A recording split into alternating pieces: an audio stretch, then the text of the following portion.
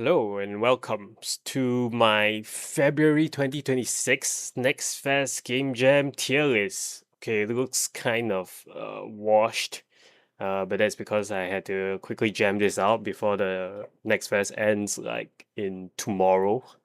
Yeah, so I think I played around 10 to 20 to ish games overall in the Next Fest. Of course, most of these are within around 1 to 2 hour play time. So these are is more of just a first impressions video more than anything else. So just to go a quick overview over my tier list, which is I was thinking like how could I make this, more spicy or different from other content creators? So my tier list is actually more of what I would personally look to buy at some point, based on the initial feel of the game in that 1 to 2 hour span. So I've put the tier list up there. It's everything is in Notepad. I didn't have time to get the thumbnails or whatsoever, but this should give you an initial impression. I'll go over each of the games, and what they are about, but you can always check them out on the Steam store page themselves, and some of these demos would maybe likely be around even afterwards. Yeah, okay, so back to the tier list. So in my S and A tier, it's more of games that really like. So you may see some level of roguelike, some level of puzzlers there. And yeah, they're my jam. The difference is that S is that they're near perfect. Like one for one, whatever that I played in that first 1 2 hours, I think I would likely buy it immediately. A is if there are certain, bugs or certain balancing issues that I really wouldn't want, or maybe I would want them to be hashed out in the final 1.0. But otherwise, in terms of the overall game flow and game concept, I think it's right there. Okay, so in the next three tiers, B, C, and D, these are games that are not really my jam, but I can see if someone was, interested in that particular genre or in that particular gameplay loop, definitely you should try it out. You should try it for yourself, the demo, and maybe buy it. And lastly is the question mark. Okay, I was thinking of putting it as E, but I think that would be pretty mean. But it's just basically that, based on my experience with the demo, no, I don't really know what the appeal is, or maybe there's some issue with the game, or basically that I can't really tell from my initial gameplay to be able to whether I want to buy this game or not. Okay, so starting off, Zero Parades from Dead Spies. Um, for Zero Parades, I think if you're looking for, again, this is by Studio Zom, which is the initial creators of Disco Elysium, which would have that initial style of capitalism, communist, undertones with this uh, choose your own adventure style speech game play loop. My take on Zero Parade is that it was initially quite fun. I think they have done some things to make it more forgiving at the start, but also more punishing it at the end. So what I mean by that is that they have changed the initial mechanic of health and sanity towards having a threshold in terms of how much you hit a certain debuff. And if you hit the debuff enough times, you get a stat check, which reduces one of your stats for that particular field. So you still have those three main fields, which is strength, charisma, and intelligence. So let's say if you become overly anxious, one of your charisma skills goes down a level, which I would say after sometimes, I mean, if I'm imagining hitting so many stat checks as the game goes on, you're just gonna end up, being unable to do anything, which is like a fate worse than death. So yeah, that's pretty bad. But otherwise, I think going back to the main core, I think it's something that uh is, not, if I see it on discount, maybe I'll pick it up. But I can see that this is something that it's a very high commitment game, especially with the amount of dialogue, amount of interactions there are in the game itself. In terms of the initial premise, I think it really hooked me in that when you start that first 10 minutes, you have that initial story hook hook on who you are, what you want to do, what's your goal. And that mystery, I think, is something that would hold you help you hold you on to for a quite a long time into the game itself. And not to withstand the art, the political systems, the whole world that they have built up. I think that is something that is very interesting. And therefore, for me, I think it's something that it's in B tier because it's something that is definitely near perfect with its art style, with its mechanics. If you dig the political jam, I think yeah, that's the icing on the cake. But for me, yeah, unless there's something that is really how should I put it? I don't find myself a very political person, so if this is something that is pervasive throughout the run, I feel like it's something that wouldn't really be my jam, right? Uh, so I think that's sort of the thing that a lot of games in this aspect or this genre try to copy, and they copy it too well, right? This idea of um you are you like a liberal person? I mean I'm not very politically knowledgeable, but like, oh, are you more of a communist, right? These kind of thought systems that represent you, and I feel like it's something that is it feels boxed in, but it's also something that is definitely limiting what this genre of games can ultimately have the potential to deliver. Yeah, so it's a B tier. Okay, moving on. Okay, so next is Wonderberg. Okay, Wonderberg, it's a roguelike with you basically control a tower, and this tower drives around and destroys stuff, and you from there you get better upgrades and you get better captains, and ultimately you defeat the boss with all your upgrades. Right. For me, Wonderberg, yeah, it's a roguelike. It was very smooth in terms of the upgrades, the gameplay loop, in terms of the flow. But of course, there were some issues with the balancing of some weapons, and some of the captains, which I think that the devs are looking at and also working on. But ultimately, yeah, it was quite fun. Okay, so next is Voidling Bound. I think similar to Voidling Bound, to Wonderberg, is that it is a sort of roguelike in that you basically go after these creatures. You tame these creatures which have various evolutions and upgrades. And from there, you go out into the wild, you harvest resources, you fight these enemy faction aliens, and you take those resources and then you further enhance your voidlings or sort of Pokemon-esque characters or creatures. And then as you get more and more creatures, as you get more and more upgrades, you get more stronger and stronger. For me, I think it's similar in that feel to Wonderbook in terms of a bit of the balancing.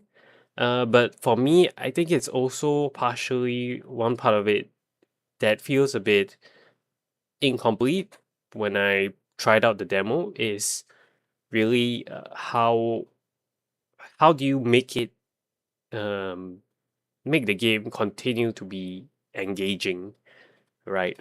Because from my experience, I think there is a lot of power to the player, but there doesn't really seem to be too much in terms of mechanics with the bosses. And I think there was a bit of a pacing issue as well with, uh, especially for first impressions, is that basically the boss has fixed inbound phases, and while they have their inbound phases, you're just basically like dodging in this sort of bullet hell system, which yeah, if you like that kind of system, I think it will be a lot less obvious in the later half of the game, because right now I basically blow up the bosses and then I wait and then I blow them up again. But I guess later on when the bosses have more health, they have more difficult mechanics, then maybe that would be more interesting. But yeah, I think for me it's something I'm on the lookout, but yeah, I think there are quite a few flaws here and there. Okay, next is the Loopler. Loopler, it's you're basically running what this the TLDR for Lupula is. You have a race car, it runs around the track, and you want it to score a certain number of points uh, based on how many loops it ran, how many gates that you set up it passed through without basically having your race car blow up. Because if your race car runs out of fuel, you need to repair it to refuel it, and you have a limited number of repairs slash refuels. Yeah, so I think it's good. I think it's something that again is sort of my jam, but I feel like like there are differences to Wonderberg and Volume Bound in terms of the level of polish and the level, not to say polish, but in the terms of balancing, in terms of making certain builds viable. I think based on my, again, first impressions, but based on my 2 to 3 runs, like there are runs that I think I had one run that was seriously busted because I had a certain configuration. And then another 2 runs where I tried out something new, but it really didn't work out at all, right? So I think yeah, I think for me it's something that it's on a C, right? There are some flaws to it, but it's something that yeah, I think it's could use some more work in the oven, I guess. Yeah. So next is thank you for your application. If you were looking for something that scratch that paper please itch, I think this is the game that has that closest parallel to it. So what you do is that you're basically part of a HR department, and you evaluate these fresh graduates' applications, like their job applications. And so you have some criteria you have to look through. You have to check the validity of their documents, and then from there you can decide whether you want to pass them or to fail them in terms of the application. Um, I think yeah, it really copies a lot of mechanics from Papers, Please. Uh, Almost to I would say a fault actually, because I didn't really find it um there to be anything really very fresh or innovative in terms of what it was trying to come across. But because the concept and the loop itself um is so strong, it was a very good game, and I would say that it's really close to near perfect, and it's something that is kind of my jam. I actually finished it the whole demo in one sitting, uh, and yeah, I think yeah, not much to say about this one other than if you really like Papers, Please, you should try this and try to get it for yourself. Yeah. Maybe in terms of in the future, like in later down the game, maybe the mechanics are like repeated. Maybe there's not as much choice in what you want to do. But otherwise, yeah, it's just all it has is. Okay, next is sticker ball. Um, sticker ball is another role like, but it's I think it's something that you really need to invest quite a bit of experience in and time in order to like appreciate it for what it is, right? So what is stickable? So you basically it's a roguelike with increasing point requirements similar to Balatro. But what's different to Balatro is that you use dice instead, and you want to bounce these. You have a set of balls that you bounce on these dice, and every time you hit the dice, you get points, similar to what the number of points is on the dice face. So what is innovative is the inclusion of the stickers, which are stickers that you paste on top of the dice faces, and these stickers have various interactions, right? So, for example, if you get a poop on one of your die faces, this gives you a fly. And then maybe if you have a fire sticker on another dice, so when the fly hits the fire, it will burn and it will give you more points. right? And then maybe from that fire, you maybe have water which extinguishes fire, which also gives you more points. So you have this um sort of chain reaction kind of effect with the various stickers. Now, for myself, when I played it, I think that's the tricky part is being able to understand the interactions, being able to line up your dice in a way that gives you that min max amount of points. Um, and I think that's where the sort of crazy high number gameplay part is, where the real fun of that game is. What my gripe with it, I guess, is that in the early to mid game, you really don't have that sort of rush. And often, more often than not, if you don't have your combination set up, you're often struggling. And especially if you're someone that is new, right? Not being able to understand these interactions is also something that is a very, I would say, steep learning curve to the overall game itself, right? But I think for people who are willing to put in that energy, that effort, I think when you start to see those chain reactions blowing off, like what I saw in the initial trailers, then you start to appreciate how crazy it is, right? As an overall game. So I think it's not my jam, but from what I've seen, from the design of it, what I can imagine from it, I can see the insane potential it has. Yeah, but yeah, not my jam, even for a roguelike. Okay, next is Shutter Story. So Shutter Story is a horror game. Basically, you are helping this family, you're helping your friend who is living in a haunted house. And you basically have he has these old family photos, and you want to see if there's anything supernatural in those photos or videos. And you have a wide variety of tools. You have a lot of a whole dictionary, encyclopedia of these supernatural phenomenon, and you're trying to match it together, right? I think from the initial playthrough, I feel like there's the way the story is set up. It's very intriguing. There is a lot of potential, in terms of what the story can be about, what kind of horrors there can be.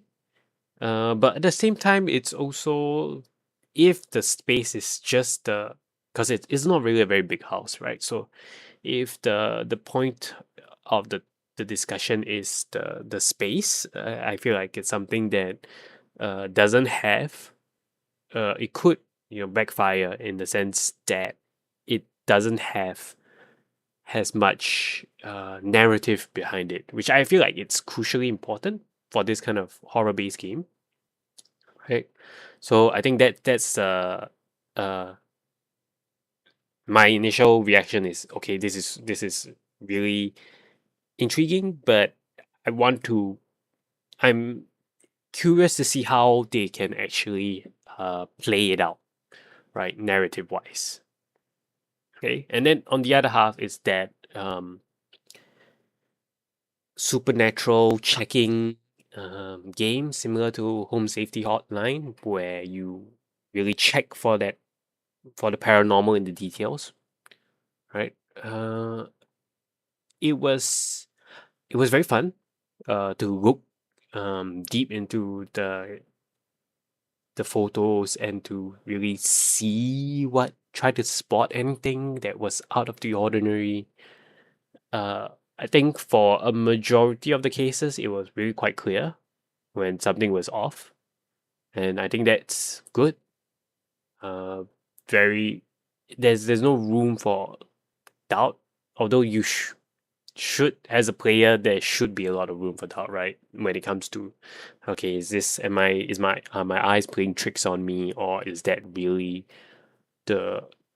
really a ghost hiding in the background, right? I mean, I had that full tension throughout, where I was really second guessing myself. Hey, is this really a face hiding in the wall, or is it just my imagination? And I think being able to hold that tension throughout the demo was something that was really It's really good, really solid, and I think it's because of that atmosphere. It's because of that uh, creepiness that I feel like is something that is is definitely up there in terms of what I would want to get for myself. Right. I mean, of course, if I mean, I haven't seen too much on the story side of things, but that overall uncanny valley feeling, I think, is something that is really good. And I think as long as it's not too expensive, I think it would be in a quite affordable range for what the game tries to deliver in terms of its atmosphere. Okay. Next is Scritchy Scratchy.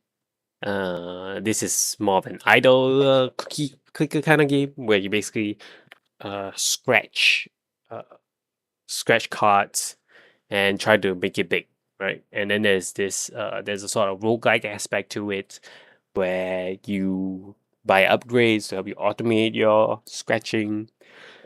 You buy better scratch cards for better margins, and then you have a sort of meta upgrade system where you can upgrade how well or how much ROI your scratches can do, right? I think at the start, everything about this is just, I mean, there are one or two nitpicks in terms of the quality of life, but I think when you get started on this is something that just will hook you in, and I think it will just suck hours of your time if you're able to digest or go through that first few, you know, few manual sort of scratches or manual sort of gameplay. Um, you, I think when you start to automate stuff, when you try to make it big, I think that sort of dopamine rush is always there, and then they try to improve yourself kind of feeling. I think that is something that is really solid. So I think not much to say about this. It's just a very addictive roguelike when you give the time to it. Yeah. Okay. Next is Rel, Warped Worlds and Troubled Times. Uh, for Rel, I can see a lot of the potential it has in terms of the open-endedness, in terms of you're able to make all these different spell combinations from your spell book, and using that you're able to get to almost near impossible places. You're able to make certain interactions work that let you get certain coins or certain keys that will let you progress. And it's also quite fresh because you have technically multiple ways. For example, if I wanted to get from top point A to point B, I could maybe fly over, right? Maybe do a very big jump. Maybe I can, basically one of the mechanics is that there's a goo, so you can use the goo on the item and then bounce on the item to get to point B, right? So there are multiple ways, and I think that creativity is what is ultimately the main draw of Rel. And I think that is something that if you're very into puzzlers, very into, uh, in some sense, automation, I think Rel is something that will interest you quite a bit, right?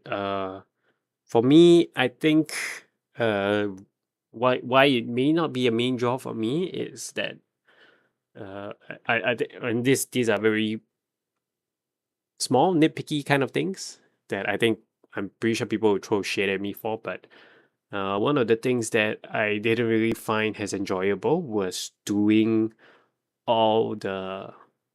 I think was the idea of you had to key in different inputs and you had to constantly refresh your input combinations to be able to make certain things work, right? And I think there is a certain level of tedium that comes with this open-endedness in the sense that okay, I need to queue moves B C D E A, right? But then later on, for a different situation, I would need to queue C, D, A, B, B, right? And for and to do that, I need to remove everything in my spell queue and then re-add these spells. I need to then cast a spell, and then if the spell is meant to work with another spell, I would need to repeat that process again. However many number of times I need to be able to sort of complete the level, right? So in terms of the number of inputs that are there, like for example, maybe I mean at the start it's just one or two spells, so that's not too big of an issue. But as the puzzles get more complicated, I could imagine you could have to go up to maybe even 25 or 30 inputs just to be able to set everything up to clear a level, right? And then, of course, this also doesn't count the fact that you would have to likely experiment with things, right? Because, for example, one of the very early spells you get is push, right? And of course, if you have level one of push, it's different from 5 levels of push, right? In terms of the strength.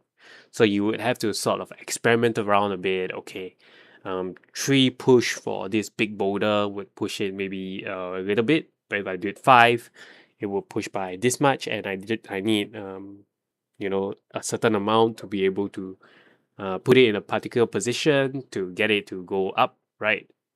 So um all these take time, take a lot of tediousness into a game. And I guess people may find that fun, right? That idea of experimenting, of seeing how things work.